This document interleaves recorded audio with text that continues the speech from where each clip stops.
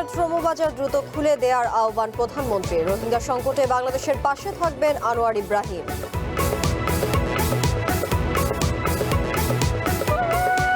প্রতিষ্ঠাবার্ষিকী ঘিরে নাশকতার প্রস্তুতি নিচ্ছে আওয়ামী লীগ, জানালেন স্বরাষ্ট্রমন্ত্রী। ঢাকা সহ 6 জেলায় নামছে সেনাবাহিনী। পাহাড়ি ঢলে সুনামগঞ্জের সীমান্ত এলাকা প্লাবিত, বিভিন্ন স্থানে সড়ক যোগাযোগ বিচ্ছিন্ন। সিরাজগঞ্জে যমুনার তীর রক্ষা বাঁধে ভাঙন।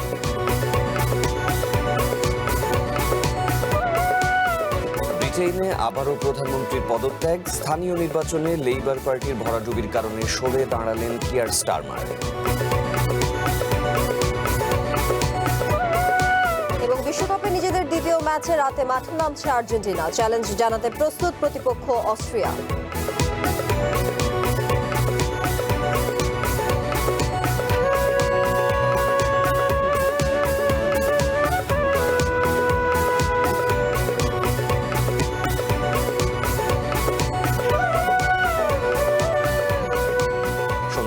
স্বাগত, সাথে আছি সাফাদ্দিন ফরিদ এবং আমি তানিয়া হারুন। শুনছিলেন শিরোনাম, এবারে বিস্তারিত।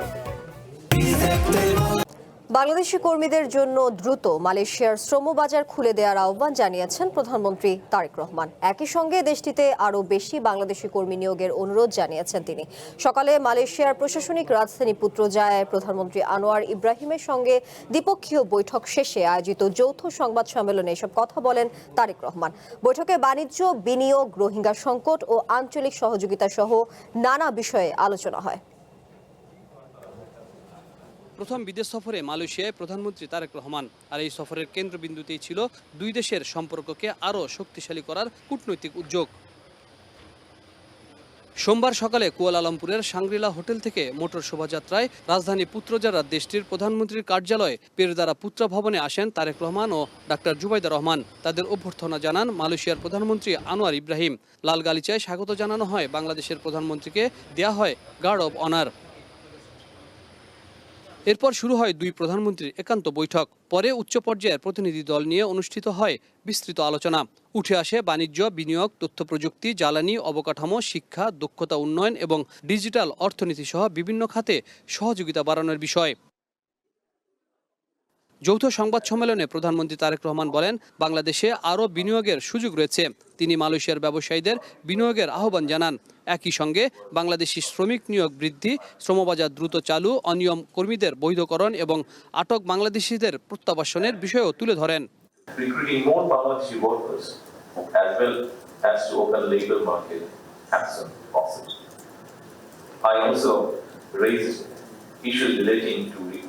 Regularization of illegal workers and repatriation of the detained Bangladeshi, if possible.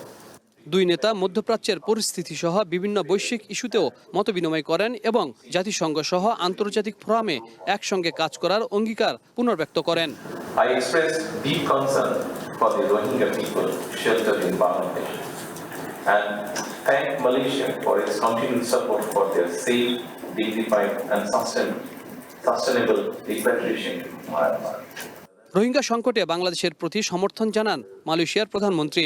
তাদের নিরাপদ ও টেকসই প্রত্যাবাসনের আহ্বান জানান আনোয়ার ইব্রাহিম। নিজের বক্তব্যে আসিয়ানের সঙ্গে ঘনিষ্ঠ সম্পৃক্ততা, আসিয়ান সেক্টরাল ডায়ালগ পার্টনার হতে বাংলাদেশকে সহযোগিতার আশ্বাস দেন। Of course, through our common effort to try and work in influence to resolve the predicament of refugees, Rohingya in Bangladesh, also here, and to engage through the good offices of the Foreign Minister, through ASEAN mechanisms, to engage with the Myanmar authorities to resolve part of the issue. এরপর রাষ্ট্রীয় ভোজসভা ও মালয়েশিয়ার রাজা সুলতান ইব্রাহিম সুলতান ইস্কান্দারের সঙ্গে সাক্ষাতের পর 5 দিনের সফরে চীনের উদ্দেশ্যে কুয়ালালামপুর ত্যাগ করবেন প্রধানমন্ত্রী তারেক রহমান।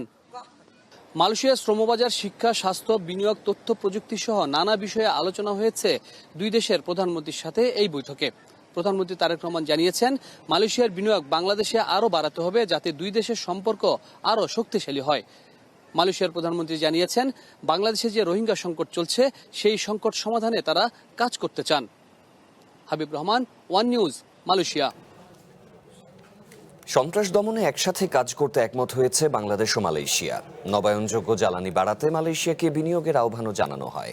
কুয়ালালামপুরের সংবাদ সম্মেলনে এসব কথা জানিয়েছেন প্রধানমন্ত্রীর উপদেষ্টা মাহদি আমিন। প্রবাসী বাংলাদেশিদের প্রত্যাশা, প্রধানমন্ত্রীর এই সফরে দীর্ঘদিনের সংকট কেটে যাবে, উন্মুক্ত হবে দুই দেশের বাণিজ্যের দরজা। মালয়েশিয়ায় প্রধানমন্ত্রী তারেক রহমানের 18 ঘন্টার রাষ্ট্রীয় সফর শেষে এই সংবাদ সম্মেলন। কুয়ালালামপুরের সাংগ্রিলা হোটেলে সংবাদ সম্মেলনে প্রধানমন্ত্রীর কার্যালয়ের মুখপাত্র মাহদি আমিন বলেন, মালয়েশিয়া সফরটি সফল হয়েছে। দ্রুত শ্রমবাজারের সংকট সমাধানের অনুরোধ জানানো হয়েছে মালয়েশিয়ার প্রধানমন্ত্রীকে।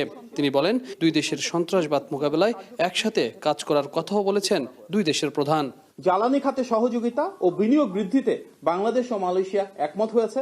বিশেষ করে এলএনজি, তেল গ্যাস অনুসন্ধান ও নবায়নযোগ্য জ্বালানি খাতে মালয়েশিয়ার বিনিয়োগের বিষয়ে ইতিবাচক আলোচনা হয়েছে। বিনিয়োগ বৃদ্ধি ও সন্ত্রাস দমনে দুইটি এক্সচেঞ্জ অব নোটস বিনিময় করা হয়েছে। প্রধানমন্ত্রীর এই সফর নিয়ে মালয়েশিয়ায় বসবাসরত বাংলাদেশিরা বলছেন, প্রধানমন্ত্রীর সফর রাজনৈতিক দিক থেকেও গুরুত্ব বহন করবে। তারা বলছেন, দেশের অর্থনীতিতে মালয়েশিয়ার শ্রমবাজার অনেকটাই গুরুত্বপূর্ণ, কিন্তু শ্রমিক আসা বন্ধ থাকায় রেমিটেন্সের উপর চাপ পড়েছে। প্রধানমন্ত্রীর অনুরোধে শ্রমবাজার উন্মুক্ত হবে বলেও আশা তাদের। আমরা অচিরেই আশা করি মালয়েশিয়া ওপেন টু অল সবার জন্য উন্মুক্ত হবে। সিরিজ মিটিং হলো আজকে 4টা। এই সিরিজ মিটিং এর বিনিময়ে আমরা অনেক কিছু দেখতে পাবো সামনে। তবে সফরে যে কয়টা সমঝোতা হয়েছে তাতে বাণিজ্য বিনিয়োগের দ্বার আরও প্রসারিত হবে বলছেন প্রবাসী বাংলাদেশিরা। আলাপ আলোচনার মাধ্যমে আমাদের এই ফ্রি ট্রেড এগ্রিমেন্টটা যেন যত দ্রুত সম্পন্ন হয় সেটা নিয়ে আলাপ আলোচনা হয়েছে। আমরা আশাবাদী যে আমরা বাংলাদেশে অনেক উপকৃত হব। মালয়েশিয়ার প্রধানমন্ত্রীর সাথে বৈঠক শেষে চায়নার উদ্দেশ্যে রওনা দেন প্রধানমন্ত্রী তারেক রহমান। 18 ঘন্টার মধ্য দিয়ে প্রধানমন্ত্রী তারেক রহমানের মালয়েশিয়া সফর শেষ হয়েছে। 5টি সমঝোতা চুক্তি হয়েছে। এছাড়া মালয়েশিয়ার বড় বড় শিল্প প্রতিষ্ঠানের সাথে বৈঠক করেছেন প্রধানমন্ত্রী তারেক রহমান। মালয়েশিয়ায় বসবাসরত বাংলাদেশিরা বলছেন, এই সফরের মধ্য দিয়ে বাংলাদেশের সাথে মালয়েশিয়ার বাণিজ্য চুক্তি আরও বাড়বে, এমনকি শ্রমবাজার যে সংকট রয়েছে তাও দূর হবে। Habib Rahman, one news, Malaysia. প্রতিষ্ঠাবার্ষিকী সামনে রেখে কার্যক্রম নিষিদ্ধ আওয়ামী লীগের কর্মসূচি ঠেকাতে রাজধানী সহ 6 জেলায় সেনাবাহিনী মোতায়েনের সিদ্ধান্ত নিয়েছে সরকার। দুপুরে সচিবালয়ে সাংবাদিকদের একথা জানিয়েছেন স্বরাষ্ট্রমন্ত্রী সালাউদ্দিন আহমদ। তিনি বলেন, কয়েকটি জেলায় কার্যক্রম নিষিদ্ধ আওয়ামী লীগ অপতৎপরতা চালাতে পারে। গোয়েন্দা বাহিনীর এমন তথ্যের ভিত্তিতে সেনা মোতায়েনের সিদ্ধান্ত হয়েছে। তবে এর সঙ্গে অন্তর্বর্তী সরকারের সময়ে সেনা মোতায়েন বা তুলে নেয়ার কোনো সম্পর্ক নেই বলেও উল্লেখ করেন স্বরাষ্ট্রমন্ত্রী। 23 জুন আওয়ামী লীগের প্রতিষ্ঠা বার্ষিকী সামনে রেখে দেশের বিভিন্ন স্থানে ঝটিকা মিছিল করছেন কার্যক্রম নিষিদ্ধ আওয়ামী লীগের নেতাকর্মীরা। এই অবস্থায় নাশকতা এড়াতে ঢাকা, গাজীপুর, নারায়ণগঞ্জ, চট্টগ্রাম মহানগর, ফরিদপুর ও গোপালগঞ্জ জেলায় সেনা মোতায়েন করেছে সরকার। 30 জুন পর্যন্ত তারা মাঠে থাকবে। কার্যক্রম নিষিদ্ধ ওই যে মাফিয়া বাহিনী আওয়ামী লীগের কিছু অপতৎপরতা লক্ষ্য করা যাচ্ছে। বিভিন্ন ডিস্ট্রিক্টে আমরা দেখেছি তারা মিছিল মিটিং করার মতো কিছু কার্যক্রম হাতে নিয়েছে, 2-1টা দেখা গিয়েছে। তাতে করে আমাদের মনে হয়েছে তারা হয়তো একটা অস্থিরতা সৃষ্টির পায়তারা করলেও করতে পারে। কোন কোন জায়গায় তাদের অপতৎপরতা বৃদ্ধি পেয়েছে আমাদের ইন্টেলিজেন্স রিপোর্টের ভিত্তিতে আমরা সেটা করছি। অভ্যুত্থানে আওয়ামী লীগের পতনের পর অন্তর্বর্তী সরকারের 1.5 বছর সেনাবাহিনী মাঠে থাকার পর চলতি মাসেই তাদের তুলে নেয়ার প্রক্রিয়া শুরু হয়। যদিও এরই মধ্যে আওয়ামী লীগের কর্মসূচি সামনে রেখে গুরুত্বপূর্ণ 6টি জেলায় আবারও সেনা মোতায়েনের এই সিদ্ধান্ত এলো। গত 15 তারিখে সারা বাংলাদেশ থেকে সেনা সদস্যদেরকে প্রত্যাহার করা হয়েছে, যারা দীর্ঘ প্রায় 1.5 বছর যাবৎ মাঠে ছিল, ইন্টারিম গভর্নমেন্টের সময় ছিল। কিন্তু আমরা নির্বাচিত সরকার আসার পরে আমরা যত শীঘ্র সম্ভব তাদেরকে মাঠ থেকে প্রত্যাহার করেছি, প্রত্যাহার করা হয়েছে। কিন্তু এখন যেটা আমরা কয়েকটা জায়গায় ডিপ্লয় করতে যাচ্ছি সেটার সাথে ওই পরিস্থিতির কোনো মিল নাই। এটা ইনএড টু সিভিল পাওয়ার। চাঁদাবাজি সহ বিভিন্ন অভিযোগে নারায়ণগঞ্জ 3 আসনে বিএনপির এমপি আজহারুল ইসলাম মান্নানের ছেলে যুবদল নেতা খায়রুল ইসলামকে ডিবি হেফাজতে নেয়ার বিষয়েও সাংবাদিকদের প্রশ্নের জবাব দেন স্বরাষ্ট্রমন্ত্রী। আইনের চোখে সবাই সমান। পুলিশের কাছে বিভিন্ন রকম অভিযোগ ছিল তার বিরুদ্ধে, সেগুলোর জন্য জিজ্ঞাসাবাদের জন্য তাকে তারা নিয়ে এসছে, জিজ্ঞাসাবাদ করেছে, এবং প্রয়োজন মনে করেছে তার কাছ থেকে মুচলেকা নেওয়ার প্রয়োজন নিয়ে মুচলেকা নিয়ে ছেড়ে দিয়েছে। স্বরাষ্ট্রমন্ত্রী বলেন, হিন্দু ধর্মের একজন নেত্রী বাংলাদেশে সনাতনীদের জন্য আলাদা প্রদেশের যেই কথা বলেছেন তাকে গুরুত্ব দিচ্ছে না সরকার। তার দাবি, দেশের আইন শৃঙ্খলা পরিস্থিতি আগের চেয়ে ভালো। বিগত যে কোনো সময়ের তুলনায় অন্যান্য বৎসর এবং মাসওয়ারি অপরাধ চিত্র আমাদের এই সময়ে অনেক কম। Sumi Rahman, one news, Dhaka. কার্যক্রম নিষিদ্ধ আওয়ামী লীগের প্রতিষ্ঠা বার্ষিকী কেন্দ্র করে স্বরাষ্ট্র মন্ত্রণালয়ের নির্দেশের পর দেশের 6 জেলায় আইন শৃঙ্খলা রক্ষায় মাঠে নামছে সেনাবাহিনী। চট্টগ্রামের রাউজান, রাঙ্গুনিয়ায় সাম্প্রতিক খুন ও জঙ্গল সলিমপুরের ঘটনা সহ সার্বিক পরিস্থিতিতে সেখানে মাঠে নামছেন সেনা সদস্যরা। জেলা ম্যাজিস্ট্রেট মোহাম্মদ জাহিদুল ইসলাম মিয়া জানিয়েছেন, 30 জুন পর্যন্ত মাঠে থাকবেন সেনারা। গাজীপুরেও শান্তি শৃঙ্খলা রক্ষা, জননিরাপত্তা নিশ্চিত করা এবং জনগণের জানমালের সুরক্ষার লক্ষ্যে সেনা মোতায়েন করা হয়েছে। এদিকে নারায়ণগঞ্জে আজ রাত থেকেই গুরুত্বপূর্ণ স্থাপনা সহ ঢাকা চট্টগ্রাম মহাসড়কে টহল দেবে সেনাবাহিনী। এছাড়া ঢাকা, গোপালগঞ্জ ও ফরিদপুরকেও নিরাপত্তার চাদরে ঢেকে ফেলার পরিকল্পনা নেওয়া হয়েছে। আগামী 30 তারিখ পর্যন্ত পুরো চট্টগ্রাম জেলায় বাংলাদেশ সেনাবাহিনী টিম তাদের কার্যক্রম তারা মাঠে থাকবে এবং নিরাপত্তা নিশ্চিত করবে।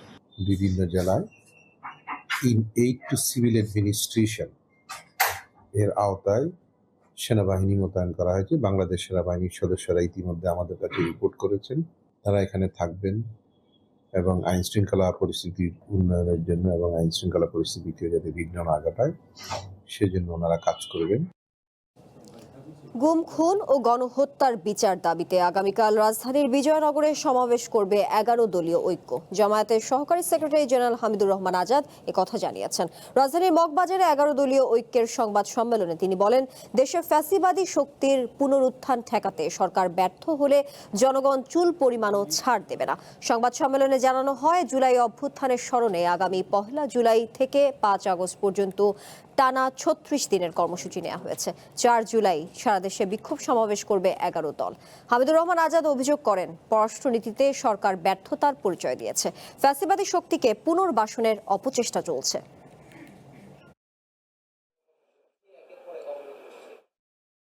সীমান্ত হত্যা হয়, পশ্চিম হয়, আমাদের কৃষকদেরকে ধরে নিয়ে যায়, কিন্তু বাংলাদেশের কার্যকর কোনো প্রতিবাদ, শক্তিশালী প্রতিবাদ নেই। ফলে স্বাধীনতার হুমকির মুখে দেশের ভিতর উত্তেজনা তৈরিরও অপচেষ্টা চলছে। শান্তি শৃঙ্খলা রক্ষার জন্য 11 দলীয় ঐক্য আজকে সরকারের কাছে দাবিও জানাচ্ছে। আমরা জনগণের পক্ষ থেকে গভীর উদ্বেগ প্রকাশ করছি। ভারত থেকে নেমে আসা পাহাড়ি ঢলে সুনামগঞ্জের 5 উপজেলার সীমান্ত এলাকা প্লাবিত হয়েছে। বিভিন্ন স্থানে বিচ্ছিন্ন সড়ক যোগাযোগ। জাদুকাটা, মহারাম, রক্তি ও পাটলাই নদীর পানি বিপদসীমা অতিক্রম করেছে। এদিকে ভারতের গজলডোবা ব্যারাজের 20টি গেট খুলে দেওয়ার কারণে উজান থেকে নেমে আসা ঢল বৃষ্টিতে কুড়িগ্রামের প্রধান নদ নদীর পানি বাড়ছে। ভারতের গজলডোবা ব্যারেজের 20টি গেট খুলে দেওয়ার পর কুড়িগ্রামের প্রধান নদ নদীগুলোর পানি বাড়তে শুরু করেছে। জেলার বিভিন্ন চরাঞ্চল ও নিম্নাঞ্চলে পানি ঢুকতে শুরু করেছে। এতে নতুন এলাকা প্লাবিত হচ্ছে। নদীর পানি বাড়ার কারণে চরাঞ্চলের নিচু জমিগুলো দ্রুত তলিয়ে যাচ্ছে। আমন মৌসুমের আগের সময়ে আবাদ করা পাট, ভুট্টা, চীনাবাদাম ও মরিচ ক্ষেত ব্যাপক ক্ষতির মুখে পড়েছে। অনেক এলাকায় ঘরবাড়িতেও পানি ঢুকতে শুরু করেছে। পানি উন্নয়ন বোর্ড বলছে, জেলার অধিকাংশ নদ নদীর পানি বাড়লেও এখনও কোনো পয়েন্টে বিপদসীমা অতিক্রম করেনি। তবে উজানের ঢল অব্যাহত থাকলে আগামী কয়েকদিন পানি আরও বাড়তে পারে এবং স্বল্পমেয়াদী বন্যা পরিস্থিতির আশঙ্কা রয়েছে। পাহাড়ি ঢলে সুনামগঞ্জের তাহিরপুর, বিশ্বম্ভরপুর, সুনামগঞ্জ সদর ও ছাতকের সীমান্ত এলাকা দিয়ে ঢলের পানি নেমেছে। এসব এলাকার ঘরবাড়ি, ফসলি জমি ও দোকানপাট প্লাবিত হয়েছে। তাহিরপুর সীমান্তে লাউরের গড় থেকে বাগলিছড়া পর্যন্ত পাহাড়ি ঢল নামছে। এই সীমান্তের চারাগাঁও ছড়া ভরাট হওয়ায় পানি সীমান্তের বাঁশতলা, চারাগাঁও, মাঝহাটি, জঙ্গলবাড়ি, সংসারপাড়, কলাগাঁও, বাজারহাটি, লালঘাট গ্রামে নেমেছে। তাহিরপুর সুনামগঞ্জ সড়কের ডুবন্ত সড়ক 2 ফুট পানির নিচে রয়েছে। এছাড়াও বিভিন্ন স্থানে ভাঙনে সড়ক যোগাযোগ বিচ্ছিন্ন হয়ে পড়েছে। জাদুকাটা, মহারাম, রক্তি, পাটলাই নদী দিয়ে বিপদসীমা অতিক্রম করে ঢলের পানি নামছে। রাস্তা আমাদের বুড়ো নৌকা দিয়ে আইসি, রাস্তা বাড়ি ঘরে পানি গোরদার নষ্ট হয়ে গেছে। আর ও আমরা রাস্তাঘাট বুড়ো হইলে খেল বাচ্চা কাচ্চা স্কুলও যাইতে পারে না, পড়তে পারে না। রাস্তায় মারা ধরে লিছে, মারছে কোনো মারিছে, আডুমানি গেছে রাস্তা। ভারী বৃষ্টি এবং উজান থেকে নেমে আসা পাহাড়ি ঢলে সাদা পাথর এলাকার পানির উচ্চতা বেড়েছে। এতে পর্যটন স্পটটির বিভিন্ন অংশ পানিতে ডুবে গেছে। প্রিয়া কুন্ডু, ওয়ান ন্যাশনাল ডেস্ক। ভারী বর্ষণ ও উজান থেকে নেমে আসা পাহাড়ি ঢলে সিরাজগঞ্জের সব পয়েন্টে যমুনা নদীর পানি বাড়ছে। পানি বাড়ার সাথে সিরাজগঞ্জ সদর ও চৌহালি উপজেলার বিস্তীর্ণ চরাঞ্চলে তীব্র নদী ভাঙন দেখা দিয়েছে। রবিবার বিকালে সদরের বাহুকা এলাকায় হঠাৎ যমুনা নদীর তীর রক্ষা বাঁধের 30 মিটার নদী গর্ভে বিলীন হয়ে গেছে। ভরা বর্ষার আগেই ভয়াল রূপ ধারণ করেছে যমুনা। উজান থেকে নেমে আসা পাহাড়ি ঢল আর টানা ভারী বর্ষণে গত 1 সপ্তাহ ধরে বাড়ছে সিরাজগঞ্জে যমুনা নদীর পানি। আর পানি বৃদ্ধির ফলে নদীর প্রবল স্রোতে চর অঞ্চল সহ বিভিন্ন পয়েন্টে তীব্র ভাঙন দেখা দিয়েছে। এর মধ্যে ভাঙনের তীব্রতা সবচেয়ে বেশি সিরাজগঞ্জ সদর, চৌহালি উপজেলার চর অঞ্চল ও অরক্ষিত এলাকাগুলো। রবিবার বিকেলে সদর উপজেলার বহুকা এলাকায় হঠাৎই ভাঙন দেখা যায় তীর রক্ষা বাঁধে। এ সময় নদীর তীর রক্ষা বাঁধের প্রায় 30 মিটার এলাকা মুহূর্তেই বিলীন হয়ে যায় নদী গর্ভে। আর জিও টিউব এবং জিও ব্যাগ ফেলে ভাঙন নিয়ন্ত্রণে কাজ করছে পানি উন্নয়ন বোর্ড।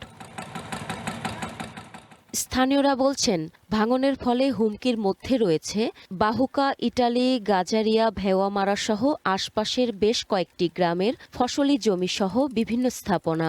নদীগর্ভে ফসলি জমি ও বাড়িঘর বিলীন হওয়ায় চরম আতঙ্ক বিরাজ করছে নদী পাড়ের মানুষের। একবার তো ভেঙে গেছে, এটা তো আছে, যা আছে এও তো আবার থাকতেছে না। বাড়ি ঘর অনেকে আসছিল, ভেঙে চুরে গেছে। আমরা ভয় ভাই, এটা ভাঙলে আমরা থাকবো মনে ডামারা, গজারা, টেবুল বেড়া, সরা দোল, বাঘ বাড়ি এগুলা ভেঙে যাবো। ঘুম নেই তো, তুই কখন মানে ভেঙে যাইতে যাইতে কাম ভেঙে গেলে আমরা থাকবো কোথায়? আমাদের তো থাকার কোনো জায়গা নেই। কাজে সরকারের কাছে আবেদন যাতে আমি দ্রুতভাবে নদীর কাজটা পুরোদমে করে। ভাঙন দেখা দিলে দ্রুত পানি উন্নয়ন বোর্ডকে বিষয়টি অবগত করা হয়েছে জানিয়ে স্থানীয় ইউপি প্রশাসনিক কর্মকর্তা বলেন, ভাঙন পরিস্থিতির খোঁজখবর নেওয়া হচ্ছে। হঠাৎ করে ভাঙন শুরু হয়েছে এবং দ্রুত পানি উন্নয়ন বোর্ডের মাধ্যমে দ্রুত কার্যক্রম শুরু হচ্ছে। তো যেভাবে ওনারা কাজ করতেছে তাতে বোঝা যাচ্ছে যে ইনশাল্লাহ এটা সমস্যার সমাধান হয়ে যাবে। ভাঙন ঠেকাতে পানি উন্নয়ন বোর্ড সবসময় তৎপর রয়েছে জানিয়ে নির্বাহী প্রকৌশলী বলছেন, জরুরি পরিস্থিতি মোকাবেলায় সব ধরনের পূর্ব প্রস্তুতি গ্রহণ করা হয়েছে। পাশাপাশি ভাঙন নিয়ন্ত্রণে আনা হয়েছে, ফলে আতঙ্কিত হওয়ার কিছু নেই। মানুষ যেন আতঙ্কিত না হয়, আমরা সঙ্গে সঙ্গে কাজ করতেছি এবং এই ক্ষতিটার পরিমাণ যাতে বৃদ্ধি না পায় এই জন্য আমরা এটা কাজ চলমান রয়েছে। পুরো এলাকাটাই আমরা সার্ভে করতেছি, যেহেতু পানি এখন বৃদ্ধি পাচ্ছে। যদি কোথাও এরকম গভীরতা সৃষ্টি হয় যাতে ভাঙার আগেই যাতে আমরা ব্যবস্থা নিতে পারি। বারবার এমন ভাঙন আতঙ্কে না থেকে যমুনায় স্থায়ী বাঁধ নির্মাণের দাবি যমুনা পাড়ের মানুষদের। One national desk. তৃণমূল কংগ্রেসের চেয়ারম্যান পদ থেকে মমতা বন্দ্যোপাধ্যায়কে অব্যাহতি দিয়েছে দলটির বিদ্রোহী শিবির। নতুন চেয়ারম্যান করা হয়েছে হাওড়া মধ্য বিধানসভার বিধায়ক অরূপ রায়কে। এছাড়া তৃণমূলের সর্বভারতীয় সাধারণ সম্পাদক পদ থেকে অভিষেক বন্দ্যোপাধ্যায়কেও বরখাস্ত করা হয়েছে।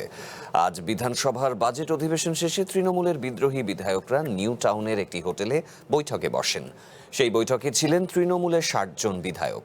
এছাড়া কলকাতার প্রায় 70 জন সাবেক কাউন্সিলর উপস্থিত ছিলেন ওই বৈঠকে। সেখানে তৃণমূলের নতুন কমিটির ঘোষণা আসে। বৈঠকে বলা হয়, তৃণমূলের 20 নম্বর ধারায় প্রতি 3 বছর পর জাতীয় কর্মসমিতির বৈঠক ডাকার কথা থাকলেও 2022 সালের পর তা মানা হয়নি। তাই পুরনো কমিটি ভেঙে দেওয়ার কথা জানিয়েছেন বিদ্রোহীরা। নতুন কমিটিতে অরূপ বিশ্বাস ছাড়াও তৃণমূলের আরও 2 বিধায়ক ফিরহাদ হাকিম এবং রথিন ঘোষকে রাখা হয়েছে।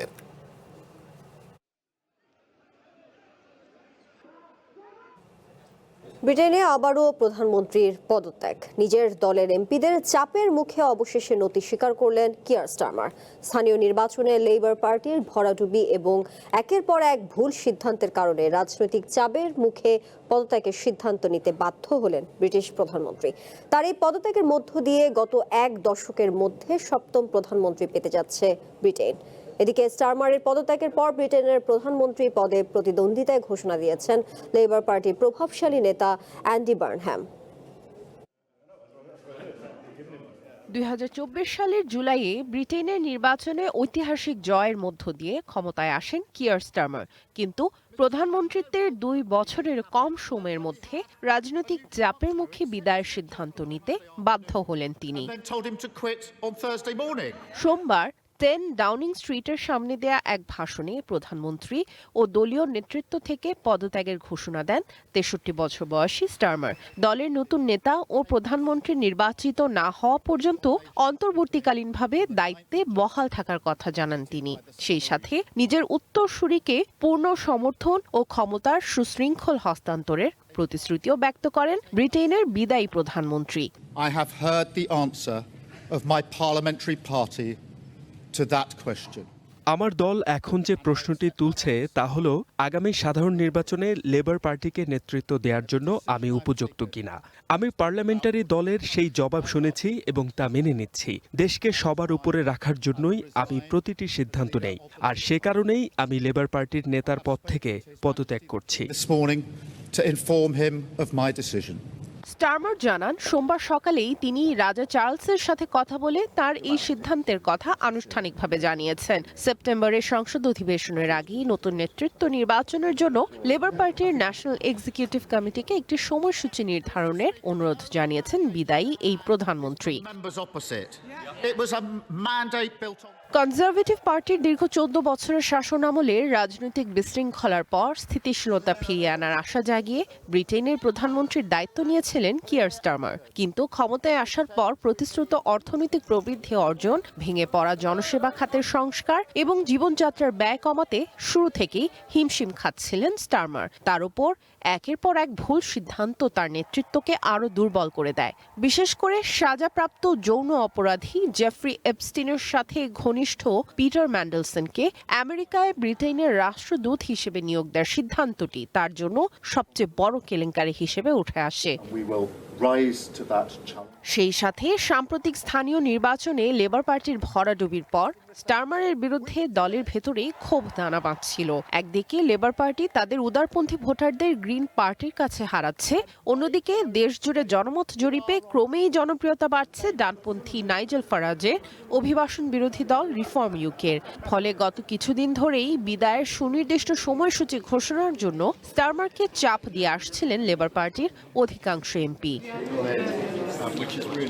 স্টারমারের পদত্যাগের ঘোষণার মাত্র কয়েক ঘন্টার মাথায় ব্রিটিশ প্রধানমন্ত্রী পদে প্রতিদ্বন্দ্বিতার ঘোষণা দিলেন লেবার পার্টির প্রভাবশালী নেতা অ্যান্ডি বার্নহ্যাম। বর্তমানে গ্রেটার ম্যানচেস্টারের মেয়র হিসেবে দায়িত্ব পালন করছেন তিনি। বার্নহ্যামকে দীর্ঘদিন ধরেই লেবার পার্টির ভেতরে স্টারমারের সবচেয়ে বড় প্রতিদ্বন্দ্বী হিসেবে বিবেচনা করা হয়ে আসছে। স্টারমারের উত্তরসূরি হওয়ার দৌড়ে সবচেয়ে এগিয়ে আছেন বার্নহ্যামই। সামিয়া জান্নাহ, ওয়ান ইন্টারন্যাশনাল ডেস্ক। এবার জানাবো কনফিডেন্স সিমেন্টের সৌজন্যে বিশ্বকাপ ফুটবলের খবর।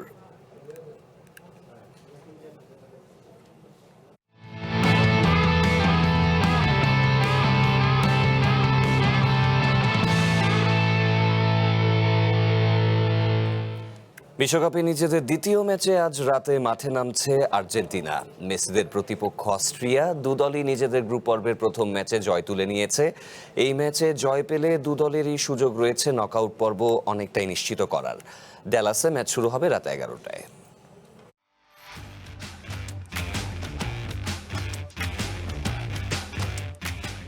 বিশ্বকাপের গ্রুপ পর্বের দ্বিতীয় ম্যাচে মাঠে নামছে আর্জেন্টিনা। তাদের প্রতিপক্ষ অস্ট্রিয়া।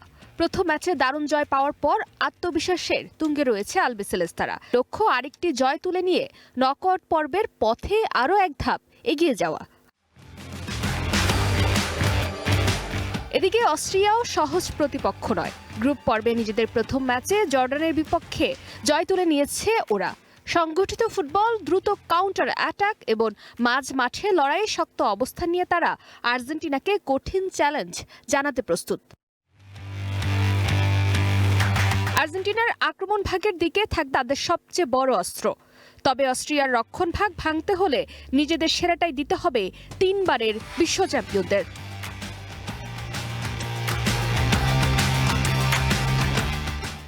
দুদল এর আগে শুধুমাত্র ফ্রেন্ডলি ম্যাচে মুখোমুখি হয়েছে, তাও 1980 আর 90 সালে। দুইবারের দেখায় অবশ্য কোনোবার জয় পায়নি আর্জেন্টিনা। এক ম্যাচ হয়েছে ড্র আর এক ম্যাচে জয় তুলে নিয়েছে অস্ট্রিয়া। সে হিসেব নিকেশে এবারই প্রথম লিওনেল মেসিদের বিপক্ষে প্রথমবার মাঠে নামবে ওরা। এই ম্যাচে জয় পেলে গ্রুপ পর্বের শীর্ষস্থান আরও মজবুত করতে পারবে আর্জেন্টিনা। নকআউট পর্বের দিকে আরও এক ধাপ এগিয়ে যাবে আলবিসেলেস্তে। আর অস্ট্রেলিয়ার জন্য এটি হতে পারে টুর্নামেন্টে নিজেদের অবস্থান শক্ত করার বড় সুযোগ।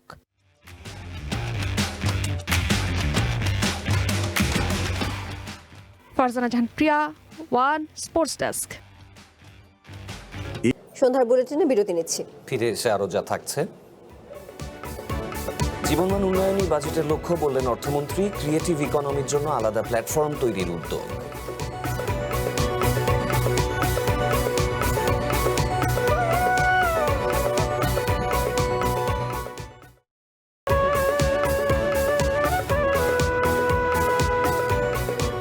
আবারও স্বাগত সন্ধ্যার বুলেটিনে। যাচ্ছি পরবর্তী প্রসঙ্গে। সংসদের চেয়ারের ওজন বা আকার না মেপে এগুলো জমজমের পানি দিয়ে পরিষ্কার করতে বললেন মুন্সিগঞ্জ 3 আসনে বিএনপি সংসদ সদস্য মোহাম্মদ কামরুজ্জামান।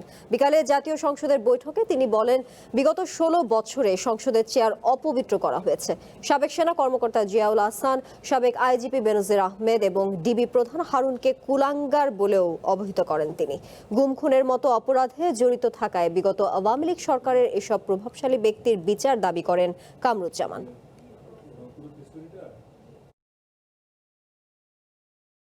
6টা ছেলে গুম হয়েছে, আজও তাদের বাপ মা খুঁজে পায়নি।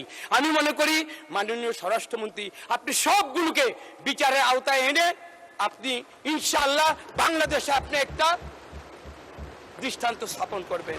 জয়নাল আবদিন ফারুক, উনি সাইজ দেখলেন, এটার ওজন দেখলেন, কিন্তু বিগত 16টা বছর যারা এইখানে বৈশা অপবিত্র করছে এই চেয়ারগুলারে, এগুলারে একটু জমজমের পানি দিয়া আতর গোলাপ দিয়া যদি ধুইতো তাইলে এটা তো আরো ভালো হইতো। জুলাই গণঅভ্যুত্থানের সময় কুষ্টিয়ায় 6 জনকে হত্যার ঘটনায় জাসদ সভাপতি ও সাবেক মন্ত্রী হাসানুল হক ইনুর বিরুদ্ধে করা মানবতা বিরোধী অপরাধের মামলার রায় আগামী 30 জুন। আজ আন্তর্জাতিক অপরাধ ট্রাইব্যুনাল 2 এই তারিখ ঘোষণা করে। এর আগে গত 14 মে উভয় পক্ষের শুনানি শেষে রায় ঘোষণার জন্য অপেক্ষমান রাখা হয়। মামলায় ইনু একমাত্র আসামি। আন্তর্জাতিক অপরাধ ট্রাইব্যুনালের তদন্ত সংস্থা তাদের প্রতিবেদন প্রসিকিউশনের কাছে জমা দেওয়ার পর তার বিরুদ্ধে 8টি সুনির্দিষ্ট অভিযোগ দায়ের করা হয়। বর্তমানে বিভিন্ন মামলায় কারাগারে রয়েছেন হাসানুল হক ইনু। তার বিরুদ্ধে আনা অভিযোগে প্রমাণ হয়েছে দাবি করে তার সর্বোচ্চ শাস্তি চেয়েছেন চিফ প্রসিকিউটর। যেহেতু এটা রায়ের অপেক্ষমান, আমরা প্রত্যাশা করি, আমরা মনে করি প্রসিকিউশন পক্ষ থেকে আমাদের সাক্ষ্য প্রমাণে তার বিরুদ্ধে অভিযোগ প্রমাণিত হয়েছে এবং আমরা প্রত্যাশিত রায় পাবো বলে প্রত্যাশা করি। আসামি পক্ষের বক্তব্য আমি এখন খণ্ডাবার কোনো সুযোগ নাই, এটা তাদেরকে আপনারা জিজ্ঞেস করতে পারেন। তবে আমরা মনে করি যে তার বিরুদ্ধে সাক্ষ্য প্রমাণে তার বিরুদ্ধে আনিত অভিযোগ যথাযথভাবে প্রমাণ করা সম্ভব হয়েছে। মাদ্রাসা ও সাধারণ শিক্ষায় যেসব বিষয় একক বা কমন, আগামীতে সেসব পরীক্ষা একই প্রশ্নপত্রে নেওয়া হবে, একথা জানিয়েছেন শিক্ষামন্ত্রী এহসানুল হক মিলন। দুপুরে নোয়াখালী বিজ্ঞান ও প্রযুক্তি বিশ্ববিদ্যালয় দিবসের অনুষ্ঠানে তিনি বলেন, শিক্ষায় কোনো বৈষম্য না রাখতেই এই সিদ্ধান্ত। এছাড়া মাদ্রাসা শিক্ষাকে আধুনিক করতে কারিগরি শিক্ষা অন্তর্ভুক্ত করা হচ্ছে বলেও জানান মন্ত্রী। তিনি বলেন, দেশের ক্রমবর্ধমান জনসংখ্যাকে মানব সম্পদে রূপান্তর করতে কারিগরি শিক্ষায় জোর দিচ্ছে সরকার। অনুষ্ঠান শেষে মেধাবী শিক্ষার্থী ও শিক্ষকদের মাঝে ডিনস এবং ভাইস চ্যান্সেলর অ্যাওয়ার্ড দেয়া হয়।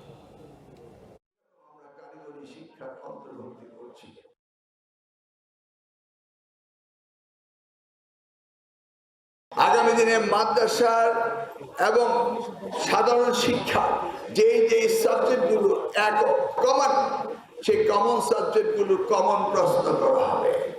আমরা চাই না শিক্ষার মধ্যে কোনো বৈষম্য।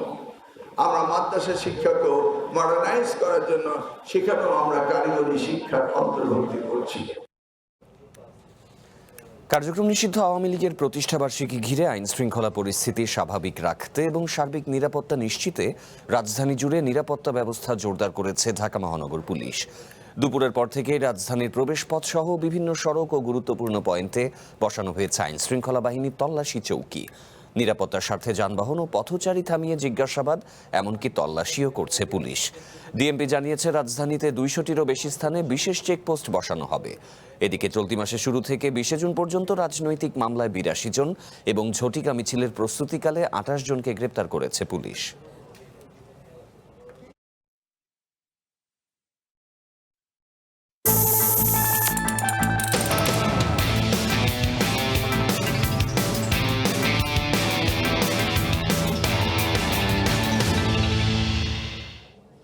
অর্থনীতি স্থিতিশীল রাখার পাশাপাশি সাধারণ মানুষের জীবন মান উন্নয়নের লক্ষ্যে এবারের বাজেট, এমন দাবি করেছেন অর্থমন্ত্রী আমির খসরু মাহমুদ চৌধুরী। তিনি বলেন, অর্থনীতির সুফল সাধারণ মানুষের কাছে না পৌঁছালে প্রবৃদ্ধি বা উন্নয়নের প্রকৃত অর্থ থাকে না। রাজধানীতে ইউনিভার্সিটি অফ এশিয়া প্যাসিফিকে এক অনুষ্ঠানে অর্থমন্ত্রী বলেন, ভঙ্গুর অর্থনীতি, অস্বাভাবিক বৈশ্বিক পরিস্থিতি এবং মানুষের উচ্চ প্রত্যাশার বাস্তবতায় এবারের বাজেট প্রণয়ন করা হয়েছে। তিনি জানান, দেশের সৃজনশীল খাতকে অর্থনীতির মূল ধারায় আনতে ক্রিয়েটিভ ইকোনমির জন্য আলাদা প্ল্যাটফর্ম তৈরির উদ্যোগ নিচ্ছে সরকার। এর মাধ্যমে সংস্কৃতি, মিডিয়া, ডিজিটাল কন্টেন্ট, ফ্রিল্যান্সিং সহ বিভিন্ন খাতে নতুন সম্ভাবনা তৈরি হবে। রাজধানীর পূর্বাঞ্চলে একটি বৃহৎ সাংস্কৃতিক থিয়েটার নির্মাণের পরিকল্পনার কথাও জানান অর্থমন্ত্রী।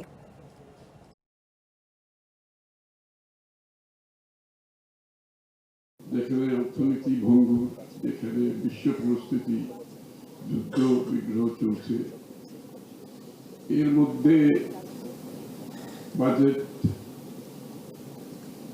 জনগণের আকাঙ্ক্ষা অনেক বেশি।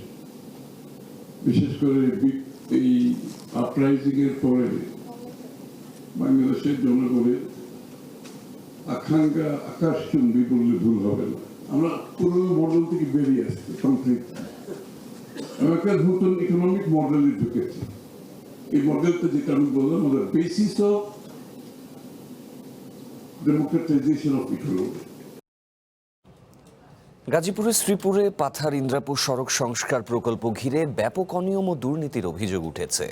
পরিকল্পনায় ছিল ভারী যানবাহন চলাচলের উপযোগী করে নির্মাণ হবে সড়কটি, তবে বাস্তবে দেখা যাচ্ছে সম্পূর্ণ বিপরীত চিত্র।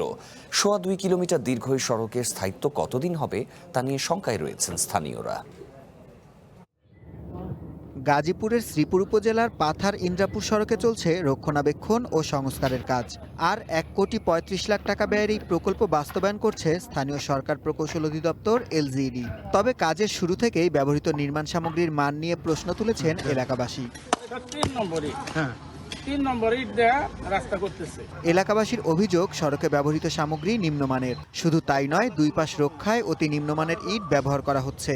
এতে খুব অল্প সময়ে ইট সরে সড়ক ভেঙে যাওয়ার আশঙ্কা স্থানীয়দের। এই সমস্ত রাস্তা বেশি দিন টিকবে না, অল্প কয়েকদিনে রাস্তা বাদ হয়ে যাবে। রাস্তা কিছুদিন নষ্ট জায়গা, আবার কষ্ট করে এই রাস্তাগুলো রাস্তা টিকবো না, এগুলো তো 6 মাসও টিকবে না। প্রশাসন ভালো একটা ব্যবস্থা নেওয়া দরকার। লাস্টিং হয় এইভাবে কাজটা যেন করে সবাই।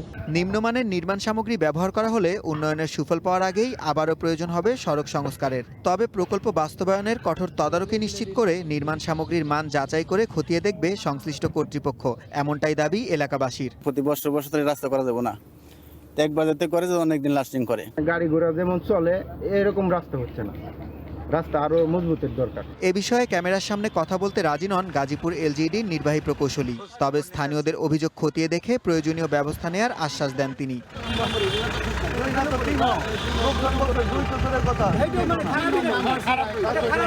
অভিযোগের সত্যতা যাচাই এবং প্রকল্পের গুণগত মান নিশ্চিত করে দায়ীদের বিরুদ্ধে ব্যবস্থা নেবে সংশ্লিষ্ট কর্তৃপক্ষ, এমনটাই প্রত্যাশা এলাকাবাসীর। One national desk. সন্ধ্যার বুলেটিনে আবারও নিচ্ছি বিরতি। ফিরে এসে আরও থাকছে। প্রবীণ নির্যাতন বন্ধে আইন হবে জানালেন মন্ত্রী। সেবা নিশ্চিতে কাজ করছে লিগ্যাল এইড অধিদপ্তর।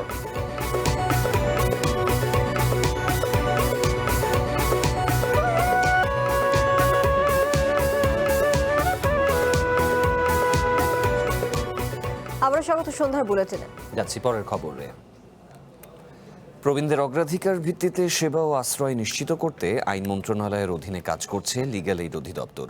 দুপুরে রাজধানীর মোহাম্মদপুরে আন্তর্জাতিক প্রবীণ নির্যাতন প্রতিরোধ সচেতনতা দিবস উপলক্ষে এক সভায় কথা জানিয়েছেন আইনমন্ত্রী মোহাম্মদ আসাদুজ্জামান। তিনি বলেন, প্রবীণদের কল্যাণে এবারের বাজেটে প্রথমবারের মতো রেলের ভাড়া মওকুফ ও মেট্রো রেলের ছাড় সহ বহুমুখী উদ্যোগ নেওয়া হয়েছে। গত কদিন আগে রাজধানীর মিরপুরে নিজ ঘরে মৃত অবস্থায় পাওয়া যায় এক বৃদ্ধা নারীকে, যার 3 সন্তান সরকারি চাকরিজীবী।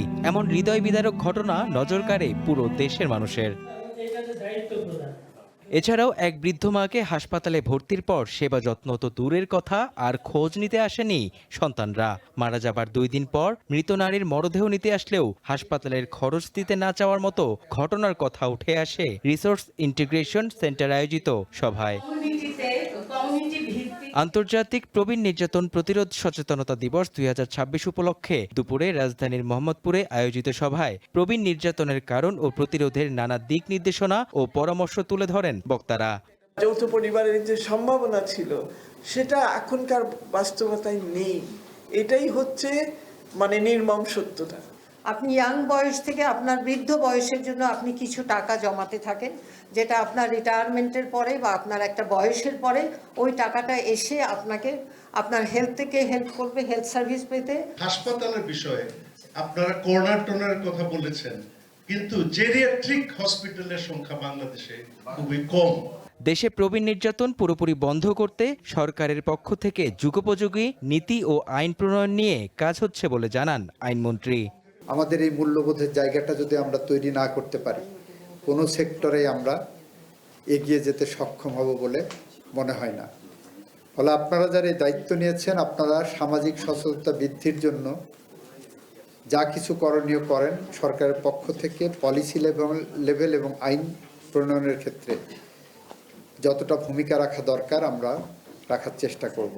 প্রবীণদের সামাজিক সুরক্ষা, ন্যায় বিচার, নিরাপত্তা ও মর্যাদার অধিকার রক্ষায় নতুন আইন প্রণয়নের ক্ষেত্রে সংশ্লিষ্ট ব্যক্তিদের লিখিত প্রস্তাব দেওয়ার আহ্বান জানান আইনমন্ত্রী। মেহেদী হাসান, ওয়ান নিউজ, ঢাকা।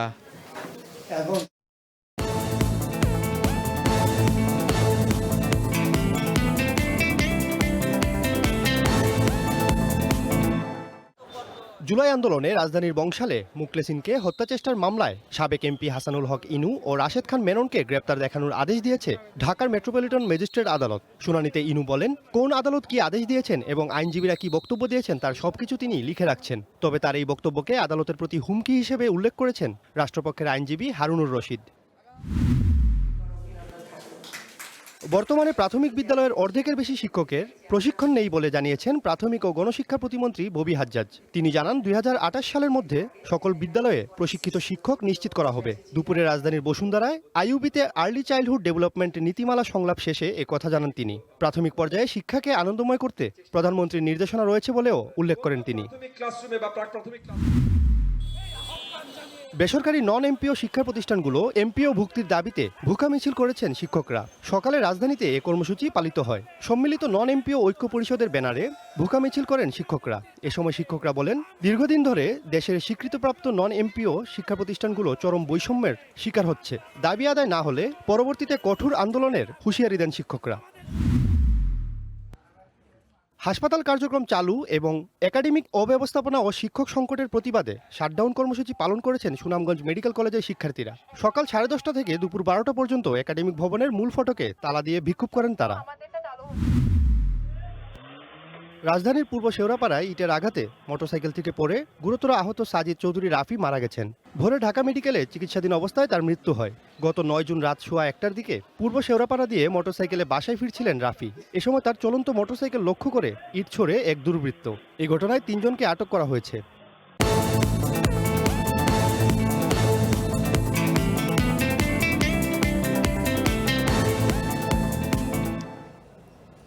সন্ধ্যার বুলেটিনে আবারও বিরতি। ফিরে এসে আরও থাকছে। ভারতের লখনৌয়ে কোচিং সেন্টারে ভয়াবহ আগুন, অন্তত 15 জনের মৃত্যু, এখনো আটকা অনেকে, চলছে উদ্ধার কাজ।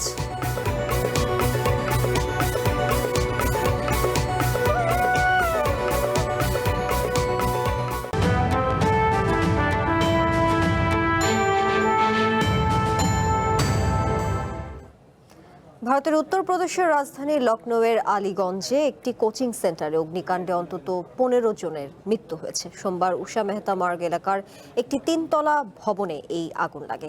এতে আতঙ্কিত হয়ে বেশ কিছু শিক্ষার্থী ভবন থেকে লাফিয়ে পড়ে আহত হয়। এখনো ভবনের ভেতরে কয়েকজন আটকে আছেন বলে আশঙ্কা করা হচ্ছে। যৌথভাবে উদ্ধার কাজ চালিয়ে যাচ্ছে ফায়ার সার্ভিস ও পুলিশ। 3তলা ওই ভবনটিতে কোচিং সেন্টার ছাড়াও একটি অ্যানিমেশন সেন্টার এবং একটি পোষা প্রাণীর দোকান সহ একাধিক বাণিজ্যিক প্রতিষ্ঠান রয়েছে। লখনৌয়ের কিং জর্জ মেডিকেল ইউনিভার্সিটি হাসপাতালে আহত অবস্থায় মোট 22 জনকে নিয়ে যাওয়া হয়। এর মধ্যে 15 জনের মৃত্যুর তথ্য নিশ্চিত করেন চিকিৎসকরা। প্রাণহানির ঘটনায় গভীর শোক প্রকাশ করেছেন ভারতের প্রধানমন্ত্রী নরেন্দ্র মোদী। নিহতদের প্রত্যেকের পরিবারকে 2 লাখ রুপি করে আর্থিক সহায়তার ঘোষণা দেন তিনি।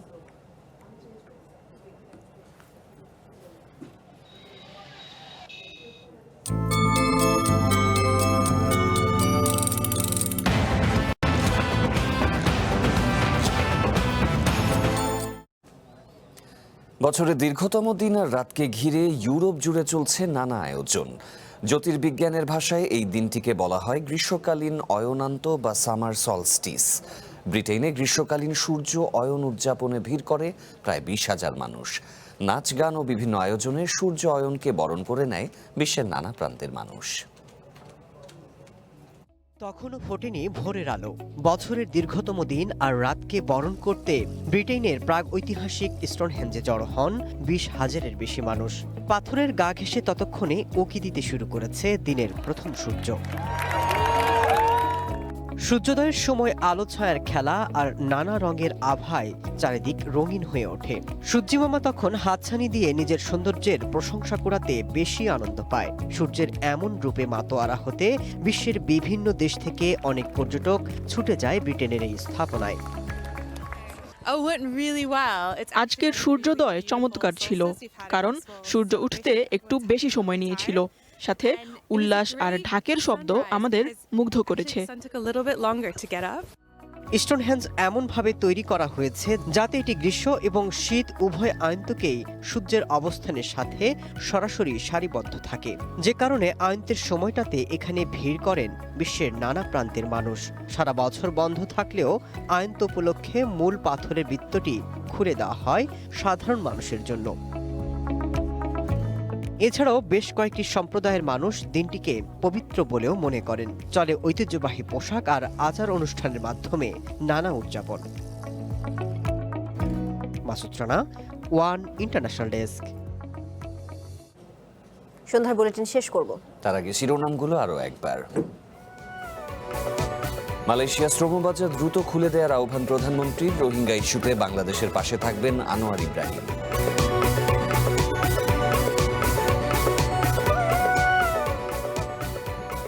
প্রতিষ্ঠাবার্ষিকী ঘিরে নাশকতার প্রস্তুতি নিচ্ছে কার্যক্রম নিষিদ্ধ আওয়ামী লীগ, বললেন স্বরাষ্ট্রমন্ত্রী। ঢাকা সহ 6 জেলায় নামছে সেনাবাহিনী।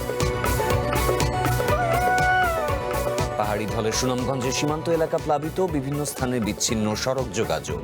সিরাজগঞ্জে যমুনা নদীর তীর রক্ষা বাঁধে ভাঙন। ব্রিটেনে আবারও প্রধানমন্ত্রীর পদত্যাগ। স্থানীয় নির্বাচনে লেবার পার্টির ভরাডুবির কারণে সরে দাঁড়ালেন স্টারমার।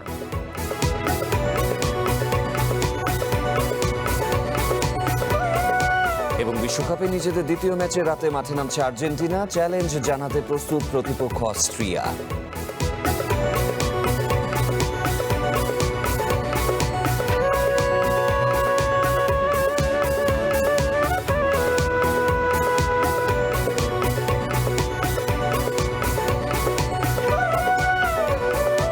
সন্ধ্যার বুলেটিন এখন এই পর্যন্ত। পরবর্তী আয়োজন খেলার বুলেটিন। চ্যানেল ওয়ানের সাথেই থাকুন, যুক্ত থাকুন আমাদের ফেসবুক পেজ এবং ইউটিউব চ্যানেলে।